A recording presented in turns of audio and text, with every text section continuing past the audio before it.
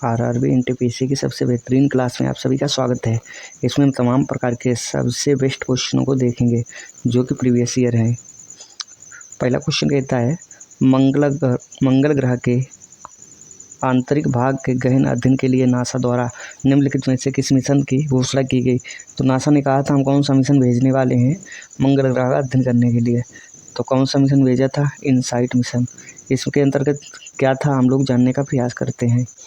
Insight lander का नाम था। ठीक है, मंगल ग्रह के अंतरिक्ष का गहराई से अध्ययन करने वाला पहला मिशन था। इसकी पपड़ी पेंटल और कोर, लेकिन इनसाइट एक मंगल मिशन से कहीं बढ़कर था। इसके उन प्रतिक्रियाओं को अध्ययन किया जिन्होंने 4 अरब साल से भी पहले चट्टानी ग्रह को आकार दिया था। यह मिशन दिसंबर 2022 में समाप्त हो गया। ठीक है, यदि हम इसके उतरने की बात करें इनसाइट मिशन की, तो ये मंगल ग्रह के ऊपर कब उतरा था? तो 26 नवंबर था। मंगल ग्रह पर सफलतापूर्वक उतरा। इसके सौर पैनल पर अत्यधिक धूल के कारण इसे रिचार्ज करने से रोका गया। नासा ने जुलाई 2022 में भूकंपीय घटनाओं का पता लगाने के लिए इनसाइट को कम शक्ति लोड में रखा और दिसंबर 2022 में समाप्त होने वाली परिचालन विधि के दौरान लैंडर की निगरानी जारी रखी। ठीक है, तो आई होप ये क्वेश्चन आप सभी को समझ में आया होगा। चलिए देखते हैं अगला क्वेश्चन क्या कहता है। तो हम लोग बढ़ते हैं अगले क्वेश्चन की ओर। अगला क्वेश्चन आपकी स्क्रीन के ऊपर आ चुका है। अगला क्वेश्चन कहता है BARC मुंबई के संस्थापक निदेशक कौन है? तो क्या है BARC मुंबई के संस्थापक कौन है? तो होमी जहांगीर भाभा जी हैं। और होमी जहांगीर भाभा के बारे में हम लोग थोड़ा सा जानने का प्रयास करते हैं। इन्होंने किसकी खोज की थी, ये क्यों प्रसिद्ध हैं? जो आप अपनी स्क्रीन पे तस्वीर देख रहे हैं ये होमी जहांगीर भाभा की है। इन्होंने क्या किया था, इनका जन्म की बात करते हैं तो ये 30 अक्टूबर 1909 में मुंबई में इनका जन्म हुआ था। और इन्होंने किसकी परिकल्पना की थी पता है? इन्होंने परमाणु ऊर्जा कार्यक्रम की कल्पना की थी। और फाइनली इन्होंने क्या किया हम लोग जानने का प्रयास करते हैं। इन्होंने नाभिकीय ऊर्जा अनुसंधान का गहन अध्ययन किया और इस पर अपना कार्य प्रोजेक्ट प्रारंभ कर दिया और इन्होंने इसी की खोज की थी। तो आई होप ये क्वेश्चन आप सभी ने अच्छे से सीखा होगा। चलिए देखते हैं अगला क्वेश्चन। इसी के साथ साथ इनको जो इतने अवार्ड मिले थे, ठीक है, ये भी आपसे कई बार क्वेश्चन एग्जाम्स में पूछ लेता है। इसी के साथ ही साथ हम लोग जानने का प्रयास करेंगे कि होमी जहांगीर भाभा ने कौन से आविष्कार किए थे। ठीक है, तो आविष्कार की हम लोग बात करते तो इलेक्ट्रॉन पॉजिट्रॉन प्रकीर्णन का निर्माण किया था। ठीक है, और रॉयल सोसाइटी सीरीज में इनका वर्णन किया, जिसके बाद में उनके सम्मान में भाभा प्रकीर्णन नाम दिया गया था। ठीक है, तो आई होप ये क्वेश्चन आप सभी ने सीखा होगा। और चलिए देखते हैं अगला क्वेश्चन की तरफ। तो अगले क्वेश्चन की तरफ हम लोग चलने का प्रयास करते हैं। रीजनिंग का क्वेश्चन रहा, वीडियो को पॉज करके इसे ज़रूर लगाइए। चलिए देखते हैं अगला क्वेश्चन। कहता है भारतीय संविधान कब लागू हुआ था? तो भारतीय संविधान के बारे में हमें पता करने के लिए भारत का संविधान पढ़ना ज़रूरी है, क्योंकि ये लागू हुआ था, कब लागू हुआ था ये नहीं पूछा गया। कब बना था, किसने अंगीकृत किया था, कब अंगीकृत किया गया था, ये नहीं पूछा गया। बहुत सिंपल सा लड्डू सा क्वेश्चन है। तो इसका आंसर है 1985। इसके बारे में देखते हैं। तो कहा गया है कि इसे 26 नवंबर 1949 को संविधान सभा द्वारा अंगीकृत किया गया और यह जनवरी 1950 को लागू किया गया था। मतलब पूरे भारत में लागू कर दिया गया था। इसके अंगीकृत किए जाने का समय संविधान में कितने अनुच्छेद थे? तो 395 अनुच्छेद थे, 8 अनुसूचियाँ थी और इसमें लगभग कितने शब्द थे पता है? 1,45,000 शब्द थे। ठीक है, और भी इनके बारे में हमें कुछ पता चलता है, देखते हैं। आपको बता दें कि संविधान की मूल कॉपी को प्रेम बिहारी रायजादा द्वारा लिखा गया था। किसने लिखा था? प्रेम बिहारी रायजादा द्वारा। उन्होंने संविधान को लिखने के लिए कोई भी प्रकार का शुल्क नहीं लिया था, बल्कि इसके बदले उन्होंने प्रत्येक पन्ने पर अपना नाम लिखा था, प्रेम बिहारी रायजादा ने। ठीक है, चलिए देखते हैं अगला प्रश्न क्या कहता है। निम्नलिखित में से कौन सा भूभागीय क्षेत्रफल सर्वाधिक है? तो भैया कनाडा का क्षेत्रफल लेना, ब्राज़ील, चीन, ऑस्ट्रिया से सबसे ज़्यादा है। ठीक है, सबसे वैसे विश्व की बात करी जाए तो रूस का सबसे बड़ा क्षेत्रफल है, लेकिन ऑप्शंस के हिसाब से यहाँ पे कनाडा सही बैठता है। लेकिन भारत की बात करें तो ये सभी के सभी देश भारत से बड़े हैं क्षेत्रफल की दृष्टि से। ठीक है, चलिए देखते हैं। ये हमारा रीजनिंग का क्वेश्चन है। तो इसके तो क्या कहा जाता है, जिस पर कसाई का संबंध क्या कागज़ जिस कसाई का संबंध वही है जो जूता मोची करता है। तो भैया जूता क्या करता है, जूता मोची बनाता है और बेचता है। उसी प्रकार से कसाई क्या करता है, मांस बनाता है और बेचता है। ठीक है, चलिए देखते हैं अगला क्वेश्चन। निम्नलिखित में से कौन सा सुमेलित नहीं है?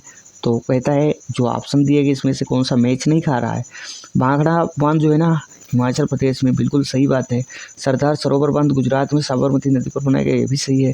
हीराकुंड बांध उड़ीसा में है। टिहरी बांध महाराष्ट्र में भैया नहीं है, क्योंकि ये उत्तराखंड में स्थित है और दुनिया का लगभग 5वां बांध, सबसे बड़ा ऊंचा बांध है। ठीक है, भागीरथी नदी पर बनाया गया है। तो चलिए देखते हैं अगला क्वेश्चन क्या कहता है। भारत में वस्तु एवं सेवा कर जीएसटी के नाम से जानते हैं। ये 1 जुलाई 2017 में शुरू किया गया था। 1 जुलाई 2017 में शुरू किया गया था। किसके द्वारा? प्रधानमंत्री नरेंद्र मोदी के द्वारा। इसकी दरें क्या थी? 5, 12, 18 और 28। चलिए थोड़ी सी और जानकारी ले। तो 1 जुलाई 2017 का समय था। ये इस टैक्स का नाम होता है गुड्स एंड सर्विस टैक्स। क्या होता है? Goods and service tax. ये अप्रत्यक्ष कर व्यवस्था है। इसमें 1 जुलाई 2017 को प्रधानमंत्री नरेंद्र मोदी जी अपने मंच पर भाषण दे रहे थे और उन्होंने कहा था कि आज से ये टैक्स की व्यवस्था शुरू हो जाएगी। उसी दिन से ये टैक्स की व्यवस्था जो थी वो शुरू हो जाती है मित्रों। तो इसकी दरों की बात करते हैं तो दरें इसकी जो थी ना, वस्तु एवं सेवा कर परिषद ने जो निर्धारित की थी तो 0, 5, 12, 18 और 28% थी। ठीक है, कीमती और अर्ध कीमती पत्थरों पर इनकी 25% विशेष दर तथा सोने पर 3% की दर लागू की गई थी। ठीक है, तो आई होप ये क्वेश्चन आप सभी ने अच्छे से सीखा होगा। अगला क्वेश्चन देखने का हम लोग प्रयास करते हैं। वर्ष 2019 और 20 में इनमें से कौन सा राज्य भारत का सबसे बड़ा कपास उत्पादक राज्य बना है? तो उस समय कब की बात कर रहा है, लेकिन आज रिसेंट की हम लोग बात करते हैं ना, तो भी गुजरात का नाम ही सबसे पहले आता है। इसलिए कपास उत्पादक देख लेते हैं कि कौन कौन से राज्य सबसे ज़्यादा हैं या कर दिए हैं, तो इसके बारे में भी डिटेल में अध्ययन करते हैं। ठीक है, तो भाई ये हमारी पूरी लिस्ट रही। ठीक है, दृष्टि से हमने उठाई है। ठीक है, और इसका पूरा मालिकाना हक दृष्टि को ही जाता है भाई इस स्लाइड के लिए। ठीक है, तो कपास के मुख्य तत्व की बात करते हैं ना, तो मुख्य तत्व इसके लिए क्या क्या होने चाहिए ये भी इन्होंने बताया है। तो विश्व की 2.1% योग्य भूमि पर कपास के अंतर्गत है और विश्व में इतने प्रतिशत कपास का योगदान है। ठीक है, तापमान इसके लिए 21 से लेकर 30 डिग्री का होना चाहिए। वर्षा 50 से लेकर 100 सेंटीमीटर होनी चाहिए और मिट्टी इसमें किस तरीके की होनी चाहिए? अच्छी अपवाह वाली काली मिट्टी होनी चाहिए कपास के लिए। और क्या कहते हैं, दक्कन के पठार की मृदा इसके लिए उपयुक्त मानी जा सकती है। फाइबर, तेल और पशुचारण इसमें अत्यधिक होता है। और बात करते हैं किस देश में सबसे ज़्यादा होता है, तो देशों की बात करें तो भारत का सबसे पहला स्थान आता है। उसके बाद में चीन का आता है, चीन के बाद संयुक्त राज्य अमेरिका।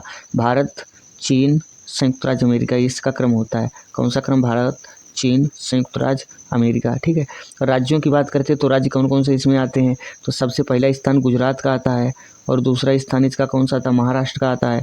तीसरा तेलंगाना, आंध्र प्रदेश और राजस्थान में सबसे कम कपास उगाया जाता है। तो आई होप यह क्वेश्चन भी आप सभी ने सीखा होगा। हमने रिसेंट के ऊपर भी चर्चा कर ली था, वैसे नहीं कहते हैं गुजरात था, गुजरात अब भी है। चलिए देखते हैं अगले क्वेश्चन की तरफ। अगला क्वेश्चन क्या कहता है आपकी स्क्रीन के ऊपर आने वाले है, तो चक्रवर्ती का क्वेश्चन। चलिए रीजनिंग को भी क्रॉस करते हैं। तो ये क्वेश्चन हमारा भौतिक विज्ञान का शायद है और इससे मैं अच्छे से समझा सकता है क्योंकि मैं फिजिक्स का ही टीचर हूँ। इनमें से निम्नलिखित में से कौन सा निम्न में से किस विकल्प का मान इतने के बराबर है? तो इतने के बराबर हम लोग कैसे निकालते हैं बताए आपको। इसको लिख लेते हैं पहले। 3.14 क्यों नहीं बन रहा, 4 × 10⁻6। तो हम लोग इसे ऐसे भी तो लिख सकते हैं, ये 10 की पावर 6 है तो 1 दशमलव लगाया 4, तो नीचे 10 से गुणा कर देंगे तो 1 2 3 6 जीरो हो गया हमारा। तो यहाँ से हम लोग क्या करने वाले हैं, ये इसे सॉल्व करने के लिए यहाँ से हम लोग करते हैं तो 1 2 छोड़ के यहाँ पे दशमलव लगाए 1 2 के बाद में, तो यहाँ से हम लोग 2 जीरो को हटाएंगे तो यहाँ से दशमलव ऑटोमेटिक गायब हो जाएगा। तो 3 1 4 1 2 3 4 यही हमारे पास में आंसर आ जाता है, जो कि विकल्प नंबर 2 में दे रखा है। ये लड्डू सा क्वेश्चन है। फिजिक्स में कुछ वैल्यू होती है, 1 इलेक्ट्रॉन का मान होता है 1.6 × 10⁻⁻19 होता है। ठीक है, और गुलाम की आगे कोई क्वेश्चन आता है तो हम लोग चर्चाएँ करते हैं, इसी तरीके से इसकी वैल्यू दी हुई होती हैं। चलिए देखते हैं अगला क्वेश्चन कहता है निम्नलिखित में से कौन सी रासायनिक गैस ग्रीन हाउस प्रभाव उत्पन्न होने के लिए उत्तरदायी होती है। तो ग्रीन हाउस गैस सबसे खतरनाक गैस होती है। ग्रीन हाउस गैस ये क्यों खतरनाक होती है ना, इसमें होता क्या है, जलवाष्प होता है। जलवाष्प क्या होता है ना, H2O, इसमें जलवाष्प होता है। और क्या होता है, CO2 होता है और CFCS होता है, फ्लोरोकार्बन, कार्बन डाइऑक्साइड, जलवाष्प, यही सब पाया जाता है जो ग्रीन हाउस गैस को प्रभावित करते हैं। ये वायुमंडल में जाने के बाद इसका मुख्य काम क्या होता है ना, जो हमारी ओजोन की लेयर होती है, ठीक है, ये नीचे से जाती है, गर्मी हीटिंग को एक सीमित कर देती है, हीटिंग को रिलीज नहीं होने देती। तो क्या करती हैं, यहाँ से वायुमंडल गर्म हो जाता है, जिससे हमारी ओजोन की लेयर को बहुत ही हानि होती है। फैक्ट्रियों से सबसे ज़्यादा प्रदूषण होता है, इन्हीं के कारण इसे माना जा सकता है। चलिए देखते हैं अगला क्वेश्चन क्या कहता है। लिंकनशायर में विश्व की सबसे ऊंची प्रतिमा अंतर समुद्री पावर केबल का निर्माण कार्य शुरू हो चुका है, जिसके ब्रिटेन और किस ऐसा कौन सा देश है के बीच नवीकरणीय ऊर्जा साझा करने के लिए दोनों देशों के बीच बिछाया जाएगा। तो भैया ये सर डेनमार्क था। डेनमार्क ने ही ब्रिटेन के साथ ये डील फाइनल की थी केबल तार बिछाने के लिए पानी के रास्ते से। लंदन में आयोजित प्रथम गोलमेज सम्मेलन के दौरान ब्रिटिश प्रधानमंत्री कौन थे। तो गोलमेज सम्मेलन ऐसा कौन, ऐसे वही तीन गोलमेज सम्मेलन थे, ठीक है। तीनों गोलमेज सम्मेलन में क्या हुआ था, किसने भाग लिया था, तो BR अम्बेडकर ने, भीमराव अम्बेडकर ने इन तीनों गोलमेज सम्मेलनों में भाग लिया था, ठीक है। तो उस समय वहाँ के प्रधानमंत्री कौन थे, तो भैया रैमसे मैकडोनाल्ड यहाँ के प्रधानमंत्री थे, ठीक है।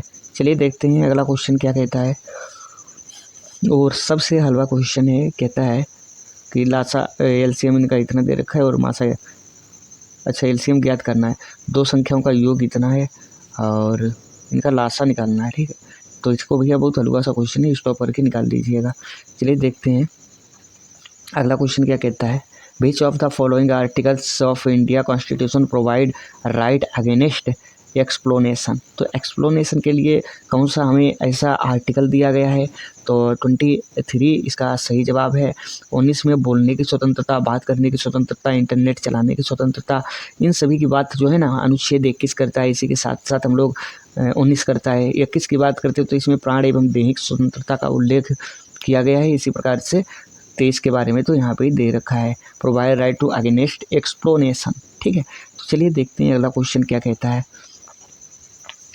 तो अगला क्वेश्चन कहता है the trial test of a computer और software before the commercial launch is called. तो इसे क्या बोला जाता है, तो इसे बेटा टेस्ट बोला जाता है, जो ये लॉन्च सॉफ्टवेयर किया जाता है, ठीक है।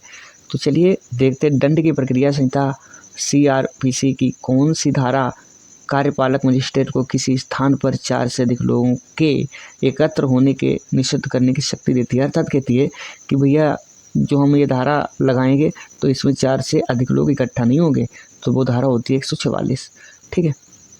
इंडियन पेनल कोड जो IPC कहते हैं ना, IPC की धारा 302, 304, 300, 144। तो भैया यहाँ पे IPC का मतलब होता है इंडियन पेनल कोड की धारा 144 के तहत केवल 4 व्यक्ति इकट्ठा नहीं हो सकते। अब IPC हटने के बाद अब IPC को हटा दिया गया, इसी वर्ष 2024 में IPC को हटा दिया गया। अब भारतीय न्याय संहिता नाम रखा गया। अब किसी को दंड नहीं दिया जाएगा, सभी को न्याय मिलेगा, ऐसा उद्देश्य है। Who among the following was one of the conserve of the Kakori robbery. तो भैया तो काकोरी की घटना जो हुई ना, काकोरी की घटना से क्वेश्चन आया है। तो ऊधम सिंह इसका भगत सिंह ऊधम सिंह ने क्या किया था, ये भैया उन्होंने कैनेडी पे बम फोड़े थे और कहाँ की काकोरी की घटना को इल्ज़ाम नहीं दिया था। तो सुखदेव और अशफाकुल्लाह खां, तो ये इसका सही जवाब है। इन्होंने काकोरी रोबरी की थी, ठीक है। रोबरी का मतलब होता है ना ट्रेन डकैती डाली थी, ठीक है। भारत के पैथन जल विद्युत परियोजना कहाँ स्थित है, तो भैया ये जल विद्युत परियोजना ना महाराष्ट्र के अंदर स्थित है। तो चलिए देखते हैं अगला क्वेश्चन। महाराष्ट्र तो 21वें राष्ट्रमंडल खेलों का आयोजन कहाँ हुआ था, तो भैया ये गोल्ड कोस्ट में हुआ था। और अभी 2024 की बात करते तो राष्ट्रमंडल खेलों का आयोजन जो है ना पेरिस, इसका सही जवाब हो जाएगा पेरिस। चलिए देखते हैं राष्ट्रीय राजमार्ग के बारे में इनमें से कौन सा कथन सही नहीं है। तो कहता है NH-44 भारत का सबसे लंबा राजमार्ग है, बिल्कुल सही बात है। NH-47 भारत का सबसे छोटा राष्ट्रीय राजमार्ग है, तो बात तो ठीक है। लेकिन क्या कहता है NH-8 भारत का सबसे छोटा राष्ट्रीय राजमार्ग है। ये इसको देखते हैं NHAI राष्ट्रीय NHAI को राष्ट्रीय राजमार्गों के विकास अनुसंरक्षण एवं प्रबंधन का अधिकार प्राप्त है। भैया इसको प्राप्त नहीं है, ठीक है। ये रीजनिंग का क्वेश्चन है, इसको अपने आप हल करने का प्रयास करिए। चलिए देखते हैं अगला प्रश्न आपकी स्क्रीन के ऊपर आ चुका है। क्या कहता है solution of weak acid and it's salt is called. जो दुर्बल अम्ल होते ना इट्स सेल्ट इज कॉल्ड, तो उनके जो सल्ट होते हैं ना लवण होते हैं, सेल्ट का मतलब होता है लवण, लवण उसे क्या कहा जाता है, किस नाम से पुकारा जाता है, तो बफर सोल्यूशन इसका सही जवाब है, ठीक है। चलिए देखते हैं अगला क्वेश्चन। रंगभूमि, गोदान, गबन और वरदान नामक उपन्यास के लेखक कौन है। तो इनकी रचनाएं किसने की थी, तो मेरे भैया इसकी रचनाएं जो थी ना प्रेमचंद्र के द्वारा की गई थी। मैथिली शब्द को राष्ट्रकवि के नाम से जाना जाता है। तो चलिए देखते हैं अगला क्वेश्चन क्या कहता है। हैदराबाद का अंतिम निजाम शासक कौन था, तो Mir Osman Ali Khan, option number C में दे रखा है, ये हैदराबाद का अंतिम शासक था। चलिए देखते हैं किस वास्तुकार ने मुंबई स्थित गेटवे ऑफ इंडिया को डिजाइन किया था। तो भैया ऐसा वास्तुकार कौन था जिसने मुंबई में स्थित है गेटवे ऑफ इंडिया इसका डिजाइन किया था, तो जॉर्ज विटेट इसका सही जवाब है, ऑप्शन में दे रखा है। ये रीजनिंग के क्वेश्चन होते हैं, इनको सिंबल सेट करिए और इतना आंसर आ जाए, बस लड्डू से होते हैं। तो ये रीजनिंग का क्वेश्चन है जो कहा गया है MOANA को 132 लिखा जाता तो इस कोड को क्या लिखा जाए, तो 165 लिखा जाएगा। चलिए देखते हैं उस वर्णमाला का नाम जिसकी वजह से पौधे का रंग हरा होता है, तो क्लोरोफिल के कारण पौधे या पत्तों का रंग हरा होता है। जो पत्तियां होती ना पत्तियों से ही पेड़ पौधे अपना खाना पकाते हैं। पत्तियों के ऊपर कुछ नीली और पीली पट्टी सी दिखती है, पट्टी के ऊपर एक पीली पीली पत्ती दिखती है, उसी को क्लोरोफिल कहा जाता है, ठीक है। इसी कारण पत्तियों का रंग हरा होता है। भारत के इनमें से किस राज्य की सीमा नेपाल के साथ नहीं लगती है, तो ऐसा कौन सा राज्य है भाई। उत्तराखंड की तो लगती है, उत्तर प्रदेश की लगती है, बिहार की लगती है, लेकिन त्रिपुरा जो ना त्रिपुरा की राजधानी अगरतला है और ये बंगाल के बीच में, वेस्ट बंगाल यानी बंगाल त्रिपुरा जो ना बंगाल के साइड में आता है, इसलिए वहाँ पे पहुँचता नहीं है। दिहिंग पाटकाई वन्य जीव अभ्यारण्य कहाँ स्थित है, तो दिहंग पाटकाई अभ्यारण्य जो है ना असम की राजधानी दिसपुर। असम में दोस्तों ये क्वेश्चन और आता है, एक सींग वाला गेंडा असम में ही पाया जाता है। इसी के साथ साथ असम जो होता है ना ब्रह्मपुत्र नदी आती है और ब्रह्मपुत्र नदी असम में 20 किलोमीटर लंबे एक द्वीप का निर्माण करती है, वहाँ पे नदी द्वीप है। और ऐसा ही नहीं है, दुनिया का सबसे बड़ा नदी द्वीप असम में स्थित है। निम्नलिखित में से कौन सा मलेरिया परजीवी है, तो प्लाज्मोडियम। ये तो कई बार आपने सुना होगा, प्लाज्मोडियम मलेरिया परजीवी। इसी के कारण मलेरिया वायरस प्रवेश कर जाता है, एंटर होता है और इन्फेक्शन करता है। चलिए देखते हैं अगले क्वेश्चन की तरफ। अगला क्वेश्चन आपकी स्क्रीन के ऊपर आ जाओ। ये तो हमारा सिंप्लीफिकेशन का क्वेश्चन है, बस तोड़ो जोड़ो घटाओ। तो हाल ही में भारत के रक्षा मंत्री ने किस पर देश दे रखा ना सोवियत संघ की विजय की 75वीं वर्षगांठ के अवसर पर मॉस्को रूस में आयोजित विजय दिवस की परेड। तो भैया ये जर्मनी था, उस समय का क्वेश्चन था, लेकिन अभी हाल ही में हमें लगता है किसी देश के ऊपर परेड नहीं की। तो आई होप आज की क्लास ही आपको पसंद आई होगी, और पसंद आई होगी तो भाई इस चैनल को लाइक से सब्सक्राइब जरूर करें। मिलते हैं अगली क्लास में ऐसे बेहतरीन वीडियो और बेहतरीन क्वेश्चन के साथ। तब तक के लिए बाय, टेक केयर।